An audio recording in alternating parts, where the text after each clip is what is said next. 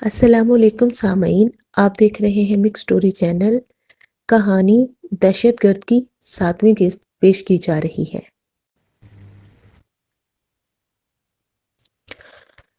سر، اس سالے کو آج رہائی مل جائے گی۔ بابا صاحب کا حکم ہے کہ یہاں کچھ گھڑیاں گزارنے والے کسی بھی ملزم یا مجرم کو یہاں سے رخصت کرنے سے پہلے کوئی نشان ضرور لگانا ہے جو اسے زندگی بھر 5-9 یاترا کی یاد دلاتا رہے۔ اس کے ہاتھوں میں کیل گاڑ کر اسے آج رات تک ہم کسی گٹر کے نزدیک پھینکوا دیں گے۔ کل کے لیے بکنگ ہو چکی ہے، ہمیں کل ہی اپنا آپریشن مکمل کرنا ہوگا۔ جبار نے ہونٹوں پر زبان پھیرتے ہوئے کہا۔ ٹھیک ہے، آؤ اب چلیں۔ عارف میاں نے اسی بہانے اس کرہ ماحول سے نکل جانا مناسب سمجھا۔ لسانی تنظیم کے ہسپتال میں بیٹھ کر عارف میاں نے وہ تمام معلومات جمع کی جو رضاکاروں نے مختلف ذرائع سے مہیا کی تھیں۔ 2 گھنٹے کی ارک ریزی کے بعد عارف میاں نے آپریشن ترتیب دیا اور تنظیم کے 10 نوجوانوں کو جنہیں اس کام کی خصوصی تربیت حاصل تھی اس مشن پر روانہ کر دیا۔ گلشیر کا تبادلہ 3 ماہ پہلے اس علاقے میں ہوا تھا۔ اس کا تعلق خفیہ ایجنسی سے تھا جہاں وہ انسپیکٹر کے عہدے پر فائز تھا۔ گلشیر کے زیادہ رشتے دار اس شہر میں رہتے تھے اور وہ بھی یہاں اکثر آتا جاتا رہتا تھا۔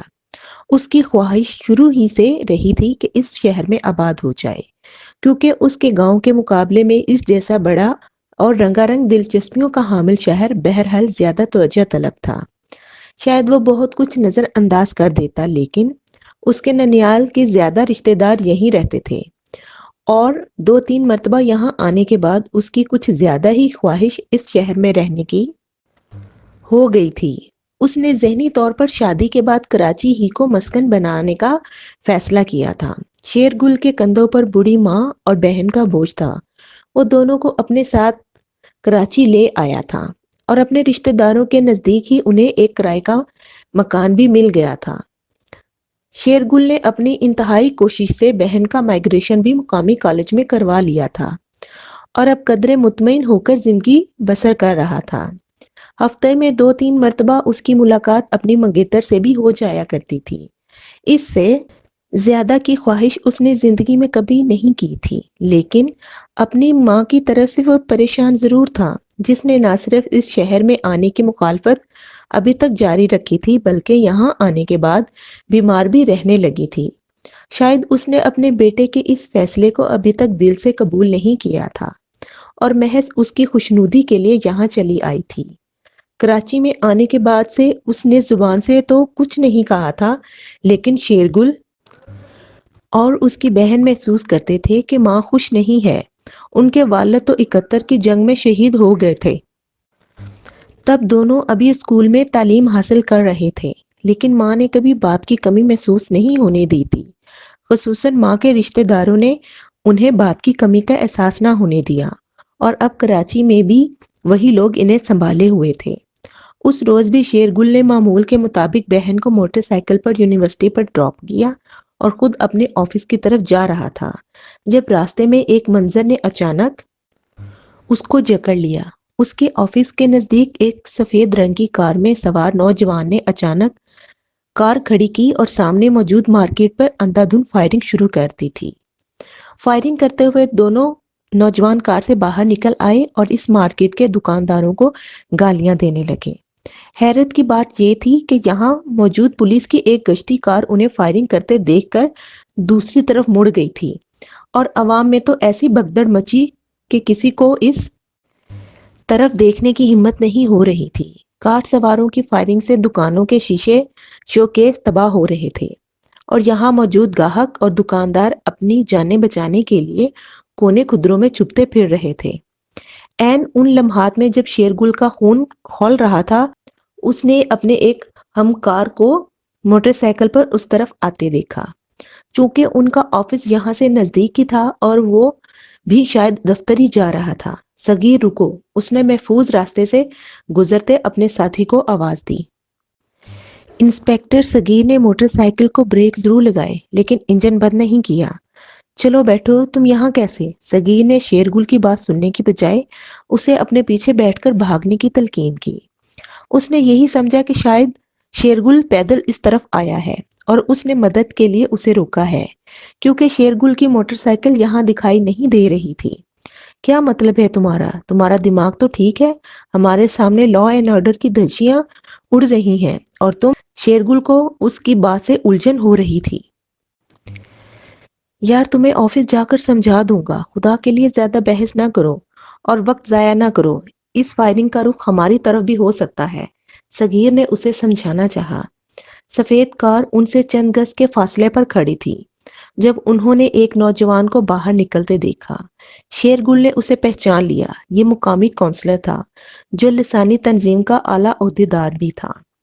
ارے یہ تو کمال الدین ہے، شیرگل نے اس کی طرف اشارہ کر کے کہا۔ صغیر کو بتایا، یار جو بھی ہے جہنم میں جائے، تم آتے ہو یا میں نکلوں؟ صغیر نے کمال الدین کو پہچان ضرور لیا تھا لیکن خواہ بیزاری کا مظاہرہ کر رہا تھا۔ صغیر ہمارے پاس 2 ریوالور ہے، ہم ان لوگوں کو قابو کر سکتے ہیں، کہتے ہوئے اس نے ریوالور نکال لیا۔ تمہارا دماغ خراب ہو گیا ہے، یہ تربیت یافتہ دہشت گرد ہیں اور آٹومیٹک اسلحے سے لیس ہیں، بے وقوف نہ بنو، جان سے جاؤ گے اور کوئی تمہارا مول نہیں پڑے گا۔ صغیر نے ابھی تک انجن بند نہیں کیا تھا۔ آؤ میرے ساتھ، شیرگل نے اتنا کہہ کر چاہا کہ اس کا ہاتھ پکڑ کر موٹر سائیکل کا انجن بند کر دے۔ تمہارا تو دماغ خراب ہو رہا ہے، مجھے کتے کی موت نہیں مرنا، کہتے ہوئے صغیر نے اس کا ہاتھ جھٹک دیا اور موٹر سائیکل اڑا دی۔ بزدل، بے غیرت کہیں کا، شیرگل بڑبڑایا اور اپنی دانست میں ریوالور نکال کر مارکیٹ کی طرف بھاگا کیونکہ اس نے ایک حملہ آور کو ایک دکاندار پر گولی چلاتے ہوئے دیکھ لیا تھا جو موقع پر ہی ڈھیر ہو گیا۔ یہ منظر اس کے لیے ناقابل برداشت تھا کہ قانون کے ایک محافظ کی نظروں کے سامنے ایک بے گناہ شہری اس طرح بے موت مارا جائے۔ اس نے صغیر کی وارننگ کو نظر انداز کرتے ہوئے اپنی جان پر کھیل جانے کا فیصلہ کر لیا۔ ریوالور ہاتھ میں پکڑے وہ ایک مضبوط آڑ لیتا ہوا اس کی طرف بڑھ رہا تھا جب اچانک فضا سائرن کی آواز سے گونج اٹھی۔ شاید پولیس کی کوئی پارٹی اس اطمینان کے ساتھ کہ مجرم اپنا کام کر کے جا چکے ہوں گے کارروائی ڈالنے کے لیے اس طرف آ رہی تھی۔ یہ حملہ آوروں کے لیے وارننگ بھی تھی کہ انہوں نے طے شدہ سے زیادہ وقت لے لیا ہے اور اب وہ تیزی سے بھاگنے کی فکر میں تھے۔ دونوں حملہ آور جنہوں نے مارکیٹ پر فائرنگ کی تھی کار کی طرف بھاگے۔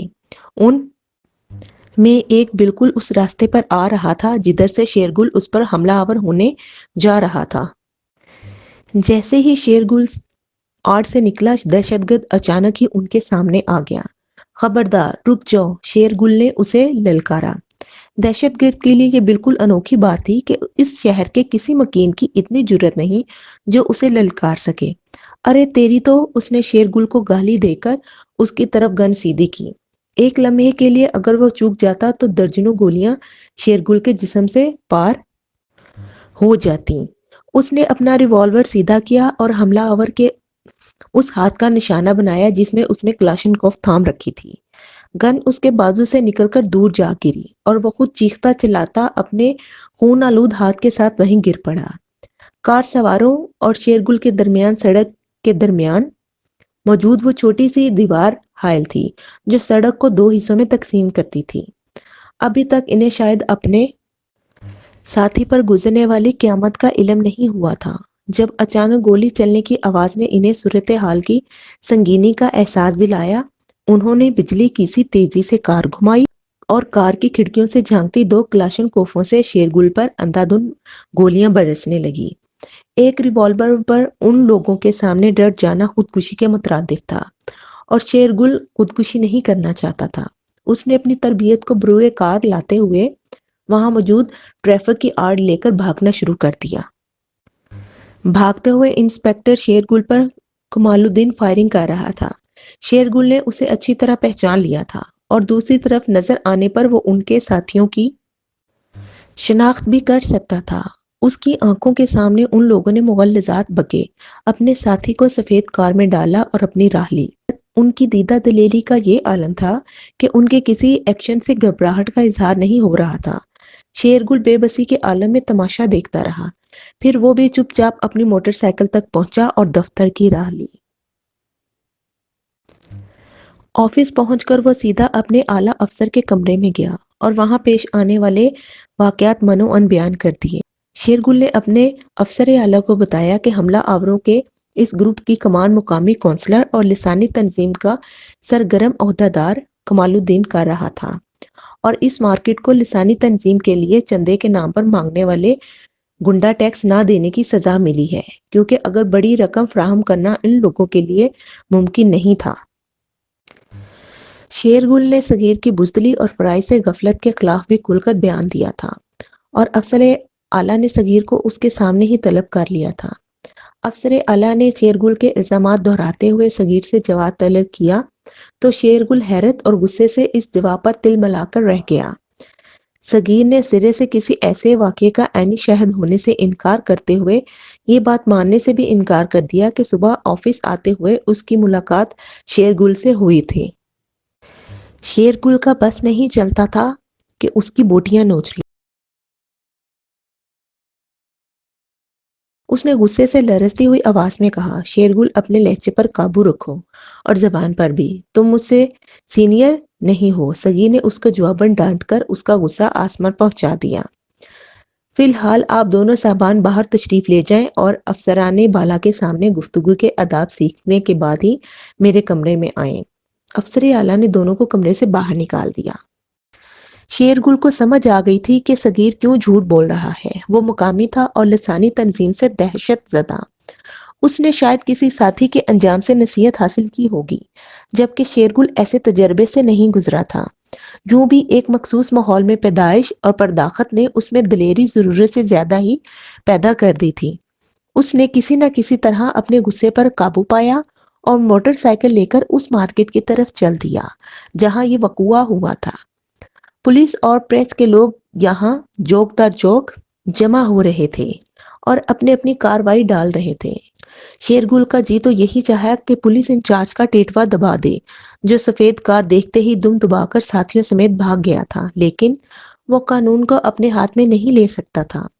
مارکیٹ کے خوفزدہ دکانداروں نے شیرگل کو روتے ہوئے بتایا کہ لسانی تنظیم والوں کی ناجائز فرمائش ان کا نکتہ بند کر دیا ہے۔ وہ لوگ ہر ماہ تنظیم کے لیے چندے کے نام پر ایک کثیر رقم کا تقاضا کرتے ہیں، اور گزشتہ 10 ماہ سے مارکیٹ کے دکاندار جیسے تیسے ان کے تقاضے پورے کر رہے ہیں، جبکہ اب معاملہ ان کے بس سے باہر ہو گیا ہے۔ شیردل کے لیے چونکا دینے والی بات یہ تھی کہ یہ لوگ جس ظلم کا رونا اس کے سامنے رو رہے تھے، اس کا اظہار پولیس کے سامنے نہیں کرتے تھے۔ انہوں نے پولیس کے سامنے مجرموں کی نشاندہی سے مکمل معذوری ظاہر کر دی تھی، اور پولیس نے حسب روایت نامعلوم حملہ آوروں کے خلاف رپٹ درج کر لی تھی۔ اس صورتحال نے شیرگل کا پارا آسمان پر چڑھا دیا۔ اس نے اپنی قومی غیرت کے ہاتھوں بے بس ہو کر نزدیکی تھانے میں اپنی طرف سے حملہ آوروں کے خلاف رپٹ درج کروا دی، جس میں کمال الدین کو ملزم نامزد کر دیا۔ پولیس والوں نے پہلے تو بہت زور لگایا کہ شیرگل کا دماغ ٹھیک ہو جائے، لیکن اس نے بھی جیسے یہ ضد بنا لی تھی اور اپنے اعلیٰ افسران کے سمجھانے کے باوجود اپنی بات پر ڈٹا رہا۔ اس روز وہ گھر کی طرف جا رہا تھا جب گھر کو مڑنے والے راستے پر 2 کاروں نے اچانک اسے روک کر بریک لگانے پر مجبور کر دیا۔ کیا بات ہے، کیا بدتمیزی ہے؟ شیرگل یہی سمجھ رہا تھا جیسے یہ آوارہ سے لڑکے ہیں اور اسے شرارتاً تنگ کر رہے ہیں، لیکن اچانک ہی 3 کلاشنکوفیں اس طرف سیدھی ہوئیں۔ 1 ہفتے کے اندر اندر اس شہر سے نکل جاؤ۔ اس صوبے کے کسی شہر میں اگر تم دکھائی دیے تو تمہارے ساتھ وہ سلوک ہوگا جس کا تم تصور بھی نہیں کر سکتے۔ تم کتے کی موت مر جاؤ گے اور کوئی تمہارا پرسانے حال نہیں ہوگا، سمجھے تم؟ ان میں سے ایک جو ان کا لیڈر دکھائی دے رہا تھا شیرگل کو دانت پیستے ہوئے کہا۔ شیرگل ایک لمحے کے لیے بھی نہیں گھبرایا تھا۔ اس نے سوچا وہ کوئی چور ڈاکو نہیں، قانون کا رکھوالا ہے، اور ان گنڈوں کی یہ مجال کے الٹا اسے دھمکیاں بھی دینے لگے ہیں۔ لیکن اس نے مصلحتاً خاموشی اختیار کیے رکھی۔ وہ نہیں چاہتا تھا کہ ان کو اشتعال دلا کر بے موت مارا جائے، کیونکہ ان سب کے چہروں سے وحشت ٹپک رہی تھی۔ اگر وہ ان کی مرضی کے خلاف ایک لفظ بھی کہتا تو وہ اسے مار ڈالتے۔ وہ خاموشی سے ان سب کو گھورتا اور اپنا غصہ ضبط کیے کھڑا رہا۔ سمجھے تم؟ ان میں سے ایک نے اس کا گریبان جھٹکا اور اسے گالیاں دیتے ہوئے کہا۔ Now get lost. دوسرے نے اسی اتنی زور سے دھکا دیا کہ شیرگل منہ کے بل گرتے گرتے بچا۔ دونوں کاریں جس طرح آئی تھیں اسی طرح واپس چلی گئیں۔ شیرگل نے اگلے روز نزدیکی تھانے میں ایک اور رپٹ درج کروا دی جس میں لسانی تنظیم پر الزام لگایا کہ وہ لوگ اسے جان سے مار دینا چاہتے ہیں۔ رپورٹ درج کروانے کے اگلے ہی روز اسے اس کے محکمے کے افسر اعلیٰ نے طلب کر لیا۔ مذاق بنا کر رکھ دیا ہے تم نے ڈپارٹمنٹ کو، ڈوب مرنے کا مقام ہے۔ کیا تم دوسری ایجنسیوں کو یہ باور کرانا چاہتے ہو کہ ہم بے بس گدھے اور الو کے پٹھے ہیں کہ جس کا جی چاہے ہمیں راستے میں روک کر گالیاں دے اور دھمکیاں دے کر چلتا بنے؟ شیرگل اپنا نہیں تو ایجنسی کی عزت کا خیال کرو۔ بہت نام ہے ہمارا، بہت محنت سے ہمیں یہ مقام ملا ہے۔ آخر تم نے خود کو اتنا بے بس کب سے؟ بات ادھوری چھوڑ کر ہونٹ کاٹنے شروع کر دیے۔ میں نے کوئی غلطی نہیں کی سر، میں نے ڈپارٹمنٹ کا وقار داؤ پر نہیں لگایا۔ مجھے ایجنسی اور حکومت پر اعتماد ہے۔ میں نے صرف قانونی کارروائی کی ہے اور نامعلوم حملہ آوروں کے خلاف جن کا تعلق لسانی تنظیم سے تھا رپورٹ درج کروائی ہے تاکہ اگر وہ لوگ اپنی دھمکی پر عمل کر گزریں تو کم از کم آپ کو ملزم تلاش کرنے میں آسانی رہے۔ شیرگل نے ٹھنڈے دماغ سے کہا۔ شیرگل، اگر تم اپنی حفاظت نہیں کر سکتے تو یہ پیشہ چھوڑ کر کہیں دکان کھول کر بیٹھ جاؤ۔ No get out. افسر اعلیٰ کا بلڈ پریشر بڑھنے لگا تھا۔ شیرگل چپ چاپ باہر آ گیا۔ اس نے 8 روز تک اس واقعے پر اپنے کسی ساتھی سے بات نہیں کی، اپنے معمول کے فرائض انجام دیتا رہا۔ اس دوران اسے کسی نے کچھ نہیں کہا۔ شیرگل نے یہی جانا کہ ان لوگوں نے محض دھمکی دی تھی۔ وہ خود بھی جانتے ہوں گے کہ اتنی بڑی اور طاقتور خفیہ ایجنسی کے افسر کو اس طرح اغوا کرنا یا کروا دینا بچوں کا کھیل نہیں۔